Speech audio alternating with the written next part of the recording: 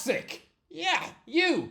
Look at you. Covered in Pringles crumbs and begging the cat to look at you, and genuinely being a toxic, troublesome toad to everyone around you. No, not you. No, not you, you absolute legend. I'm talking about certain Premier League players. Or, so I thought. Because 2 years ago, I did a video predicting every Premier League club's next toxic swine, the player who I thought was going to disrupt the harmony in your squad and do something awful, like the next Pogba. So let's see if I was right, or if today I'm going to have to apologize to every player I was wrong about. Hello, I am the Irish guy. Let's see. Right, let's go. Arsenal, Leandro Trossard. Just watch. Behind the deceptive smiles is the inner attitude of a bratish man-child. Just wait. One day, Trossard is going to snap. He is your next Aubameyang. Lads, I feel good about this one. I know, a few years ago, tipping this lovable little winger, a smiley little goody two-shoes like Leandro Trossard, tipping him to do something bad, this felt a bit like bullying an elf. Me trying to tell everyone that he was some moody brat. Oh, no. That probably went down about as well as if I had crawled on stage at the BAFTAs and tried to tell everyone in the audience that Warwick Davis has 12 children locked in his van. Yeah, they didn't want to hear it. But I think Trossard has shown hints of being a bit of a Slytherin Paris Hilton brat. Go back to August of this season. The Belgian comes off the bench to net against Aston Villa and then doesn't celebrate. After the game, Arteta described Trossard as having been upset to sit on the bench. Yeah, I wasn't imagining this. Barely celebrating because you were in a sulk to sit on the bench.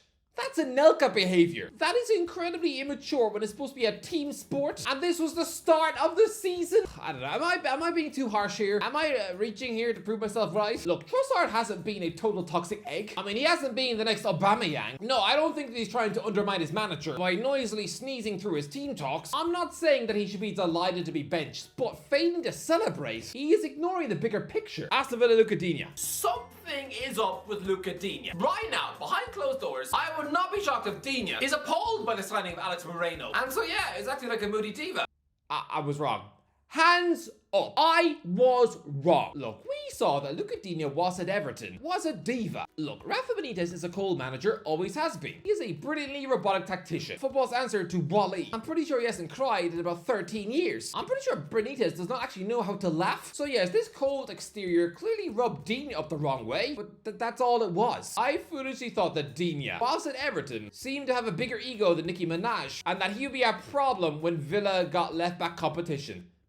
No, fair play to him because he's knuckled down and seen off Alex Moreno. He's won that battle, and even when Emery went out last summer and signed arguably the most exciting young left-back in Europe, Champions League finalist Ian Maatsen for nearly £40 million from Chelsea. No, this 31-year-old is still Villa's first choice left-back, and as he is being tested, his professionalism and character have been pushed more than any other left-back in the league. Being taken off at halftime is embarrassing for anyone. It's happened to me, and lads, I would have been far less embarrassed to be escorted out of a cinema because I pooed in the popcorn whilst watching Hunger Games. Yeah, that indiscretion has happened to Digne in 3 of his last 4 matches. He came on at halftime against Arsenal and was then dragged off at halftime in back-to-back games against Wolves and Ipswich. That's gotta be seriously annoying. And yeah, for somebody who's been at PSG, Roma, Barcelona, has 50 caps for France, if he really had the ego I thought he had, then he would have snapped by now. But to be fair, he has swallowed his pride and hasn't made a peep. My humblest apologies to the Digne family. Bournemouth, Darren Randolph. If there was one wild card for one of them to do something toxic, I don't know, the third choice goalie, Darren Randolph,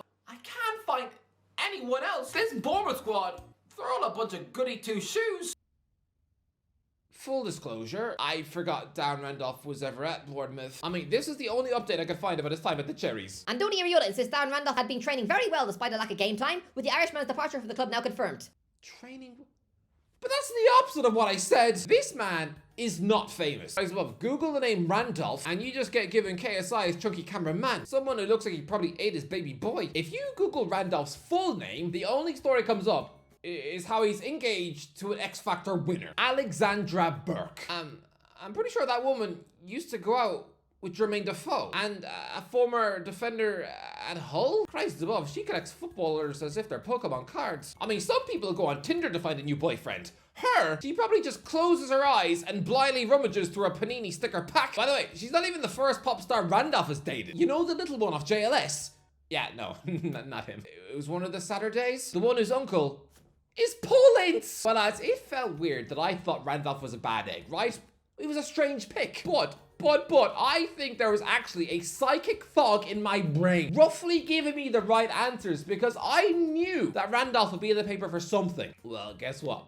His fiance's biggest ever single was called Bad Boys. Bad Boys. I thought Randolph was a bad boy. Yeah, the bad boys are always catching my eye. Hooey, hooah. Now they're engaged. He is a bad boy who caught her eye. Yeah, he definitely must leave the toilet lid up at home. This is where things get really creepy. She brought out that single featuring Florida. Randolph's dad is from Florida. Are you for real? This is spooky beyond belief. I'm sorry, but that was a glorious psychic prediction. It was. Brentford, Ivan Toney. Tony is probably one to watch. Yep. Easy, easy, easy. Ivan Toney is, of course, a diva. He was Brentford's star player and had been demanding to leave for years. And after I made this video, he kept continuing to tell the world that he wanted to go and play for a big club. And so chose Al Ahly. What? Brighton was Caicedo. Look, his attitude on the pitch has always been brilliant. But I can smell the storm coming. All it takes is for one monster club to again turn his head in June. And I reckon this time, it won't just be polite requests on Instagram. If I was to guess, I would think this young 21-year-old man will be told by his agent to go on strike. And if he does that, after less than 50 games in a Brighton shirt, oh boy! Was Moise Caicedo really a bad apple at Brighton? Nah, not really. I mean, sure, he announced that he wanted to leave, but did he kick up a stink and go on strike? Nah, he didn't need to because Brighton were pretty happy to cash in. And I don't blame them. They are two different Premier League clubs, both offering over £100 million for the guy. If anything, Caicedo actually showed a decent level of restraint and professionalism to turn down Liverpool when they came in at the last minute because he'd already given his word to Chelsea. I mean, lads, he should have said yes to Liverpool. If he had, he would now be on the verge of a Premier League medal and would be seen as one of the best midfielders in the world instead of slumming it in the complete clown circus at Stamford Bridge. So yeah, well done Caicedo. Chelsea, Pierre-Emerick Aubameyang. This guy scored over 300 career goals, and yet Chelsea are the third different club have tried to dump him in just over a year. My theory is that when he's not playing, the man is a moody man-child. Did Pierre-Emerick Aubameyang cause unnecessary trouble at Chelsea? Well, kinda. Aubameyang was then left out of Chelsea's Champions League squad under Graham Potter. He eventually leaves for Marseille in the summer and immediately calls out Chelsea for having been disrespectful to him and revealed they even tried to send him on loan to America. He has admitted it was a mess and that he only turned up to training at Chelsea to maintain fitness because he knew he was never going to play. And he has admitted that he chilled in the bad boy club of players banished from Potter's team. It didn't even look like a football dressing room. It was more like rugby. Hakim Ziyech, Denis Zakaria, Kalidou Koulibaly, Romelu Lukaku. It was good I wasn't alone. We were laughing every day. It was okay. Laughing every day. It was okay. Was it because the club finished 12th? Is it any coincidence that Aubameyang's only season at Stamford Bridge coincided with their worst season in over 20 years? They only won one of the final 12 league matches, and he was admitting that he was giggling in the corner with the other problem children in the reserves as Chelsea sank? I mean, it wasn't just Potter. It was Lampard too who didn't want to know him, which is wild considering this man was at Arsenal, was one of the best strikers in the world. The fact Lampard left him out of his last 5 matchday squads, it shows this wasn't just a Potter vendetta. I don't think we'll ever find out, but I'm guessing that Aubameyang was at Chelsea was poison. Yeah, I'm gonna say I was right. Crystal Palace, Wilfried Zaha. I do believe this man loves Palace, yes, but he also wants to leave Palace, yes. He's sick of playing with blank average players.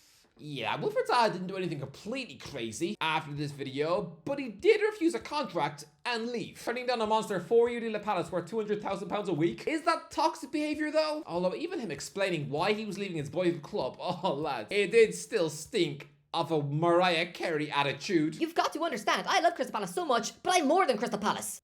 More than Crystal Palace. He's saying he's bigger than the club. Ah, you're not supposed to say that, Wilf. I didn't want my talent to just be seen like one of those things where the people go, the streets won't forget ballers. What, like Banafa or Tarabt? Considering you're 32 and playing for Charlotte, sorry, Wilf, but that's exactly what you're gonna be. I'm more than that. He used to just do tricks and nutmegs in the Premier League. No, I helped the team win games. You can look at stats. If I didn't play, we weren't winning. Oh, that's a cute little way to say goodbye. Essentially telling your fans, if I'm not there, you don't win. Bye! Oh, that stunk of arrogance. Everton, Neil Maupay. If there is one player in that dressing room who could easily just down tools and start Chinese whispers about the manager, like that he drinks toilet water with a spoon, then yeah, I'd be guessing Neil. Yes! Yes! Yes! Lads, Neil Maupay's villain behaviour came out of Brighton and Brentford. But when I made this video, he was a quiet little boy at Everton. He kept his head down and didn't really have enough confidence to get himself into skirmishes. But I knew that deep down was a little villain ready to create carnage at the Toffees. Yeah, in December 2024, the man just disrespected the club more than any other Everton employee ever has. Whenever I'm having a bad day, I just check the Everton score and smile. Is that being enough of a toxic rotten apple for you? He's a worse apple than the one that made Snow White barren, Fulham and Kurzawa. The fact that Marco Silva is not bending over backwards to get a former PSG left back and France international into his team leads me to believe that Kurzawa is the modern day Jose Basingwa. Honestly, if Fulham were relegated this season, I wouldn't put it past Kurzawa to start laughing on the pitch. No, Leivin Kurzawa never kicked up a fuss at Fulham, but do you know what's really freaky? This is like the foggy Randolph prediction I made, where I thought he would be a bad boy, always on my mind. Don't know the song. Yeah, I said Kurzawa would be the next Jose Basingwa, and he's now playing right back for Boa Vista in Portugal. Something Jose Basingwa began his career doing. Basingwa literally spent 6 years at Boa Vista before moving to Porto. 6 years! Kurzawa has now joined Boa Vista. I said Kurzawa was going to be the next Basingwa. I literally said it, and that is exactly what he is doing. How did I know this? Kurzawa is not even Portuguese. He had never played in Portugal before, and yet now he's now occupying the exact same job Basingwa had 20 years ago. Sorry, but this is a freakily nuts prediction. This is insane. Well done, me. Yeah! Leeds and Sinisterra. Maybe he's unprofessional to the point of eating pies and failing to work hard. I don't know. What I do know is that this big money superstar has fallen off a cliff. Yeah, Leeds fans probably thought I was just causing trouble when I said that the Dutch star man Luis Sinisterra would be a problem child. 6 months after this video, Sinisterra does not help Leeds out upon relegation to the Championship. Oh no, he secures a loan move to Bournemouth after, according to journalist Phil Hay, he had threatened legal action over the release clause in his contract. Leeds wanted to keep him, but he was telling them he would bring them to court. I'm right about this one too. Leicester United Tielemans. But if I was to pick a Leicester player who I thought might be a secret toxic apple, then it's him. I think he's checked out at Leicester. I just think his 75% work rate is letting himself down. Yeah, look, Yuri Tielemans never did anything really that bad whilst in a Leicester shirt, but I don't know, I couldn't help but think that when they needed him most in the relegation battle, he went missing. So much ability, but he was so very unbothered. And the fact he's gone back to being fantastic again in the Champions League for Aston Villa, it just feels very Moussa Sissoko and Gini Wijnaldum at Newcastle, who both very clearly checked out in the second half of their relegation season in 2016. 3 years later, and they're both playing in an actual Champions League final. Yeah, that was very Tielemans. Liverpool Naby Keita. Maybe Naby Keita. There's been noises that the man wants out if Klopp stays at the club, and I don't know, having that sort of negative influence poisoning the camp cannot be helpful. Yes, yes, yes! Yeah, I know I sound like Santa Claus after he discovers his wife has bought him a free Burger King, but are you telling me that I said in 2023 that Naby Keita was a potentially disgusting professional and would do something horrible? Bear in mind that up until that point, he had his injury issues, sure, but he was never a football problem child. He wasn't exactly the sports answer to Jake Paul. Well, since quitting Anfield, he has shown his true colours to everyone. The reason he is currently banished on loan to Hungarian football is because Werder Bremen kicked him out of just 5 games. 1 year after this video was published, he was suspended and fined because he refused to board the team bus for a game against Bayer Leverkusen after finding out he wasn't in the starting 11. That is disgusting. That is a complete betrayal of your teammates. In his debut season, to be acting like he has a divine right to play, before I made this video, he had a squeaky clean reputation, so I am proud of this. It's a bit like at a parent-teacher meeting, right? A geography teacher randomly telling a bemused mum that her goody two-shoes straight A son is gonna show his true colors soon. Boy, is that teacher smoke when 1 year later, the kid gets arrested for punching the postman. Man City Kyle Walker. Kyle Walker keeps winding up with the newspapers for doing really weird things, so considering this man continues to embarrass the club during their tense title races, and maybe I'll choose Walker. Yeah, I was right about this one. Because sure, when I made this video, Kyle Walker had a pretty dodgy private life, but it never really impacted his performances on the pitch or anything at work. He was the consummate pro. Yeah, after this video, he became a bad boy. Somebody who Alexandra Burke would have probably loved to kiss, because a horribly kept secret was that Walker was silently fuming to have been left out of City's Champions League final starting 11. This was him 4 days before that match against Inter Milan. I won't be missing the Champions League final for anything. Walker. He played 8 minutes. What? Because of this snub against Inter Milan, he was actually deep in talks with Bayern Munich. But he eventually stayed, but then told Pep Guardiola midway through a Man City crisis season that actually, he wanted to jump ship. Yes, the club captain wanted to run away while City were in the mud, securing a move to AC Milan. That's not captain behavior. No captain on earth should ever be leaving halfway through a campaign. It's cowardly behavior. Sorry, Kyle, but you just became the next Cancelo? No, I said Cancelo. No, relax, Jake. Man United, Antony. I'm gonna choose Antony. The boy's got skill, he's got swagger, but there is a potential to be a disruptive influence who destroys the dressing room. Lads, when I made this video, there was no bad news about Antony. Not really. I mean, he went on strike at Ajax, but that's about it. And he had made a good start to life at Manchester United. So this prediction, it looked weird. Yeah, 6 months later, he gets removed from Brazil's World Cup qualification squad because of accusations from women. The man is arrogant, fails to work hard off the ball. He is a player you need to walk on eggshells around. What? I said Antony was a player you needed to walk on eggshells around. Yeah, by the sound of things, that sounds like it was true. Ever since returning to the Man United team after his weirdly timed leave of absence, he's been complete hogwash and nightmare player. Even last season, he embarrassed the club's name by cupping his ears against Coventry players in an FA Cup semi-final. What? Gloating about beating Coventry on penalties when you were 3-0 up with 20 minutes left? Are you for real? Of course he was a Manchester United problem. I'm sorry, but if I was a Manchester United fan, I would be nervous to have him in the squad. Honestly, I feel like I'm warning someone off dating Chris Brown. But, just be careful with Antony. Are you for real? Of all the possible analogies in the world I could have made, I literally compared Antony to Chris Brown. What?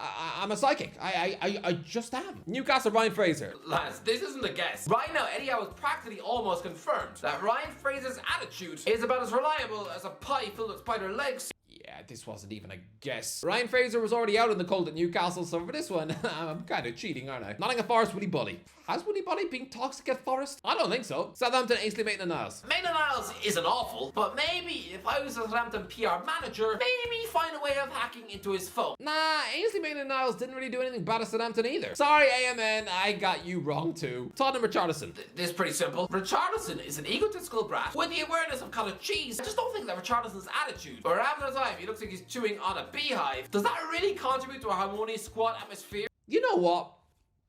No. Since this video, Richarlison has opened up how he was actually, at the time of this video, considering early retirement as he was in a depressed moment. He was really struggling. I don't know why, but he was. So I'm not going to sit here and say that he's being a toxic, rotten apple at Spurs. No, I think it's just a case of the guy reaching the top of his mountain when he played for Brazil at the 2022 World Cup. And after that, really struggled for motivation. We've seen this before. I remember Per Mertesacker admitting the same thing when he won the World Cup with Germany. Nah, I was wrong about Richarlison. He's a complex character. West Ham, Kurt Zouma. He kicks cats. Next? Yeah, pretty much. Wolves, Diego Costa. I don't know about being a problem child, but one thing I know about Diego Costa at Wolves, he was useless. Anyway, that's the review. Let me know what you think. Let me know, am I wrong, am I right? Let me know in the comment section below. Don't forget to connect, share, ways. Oh, touch of the whale.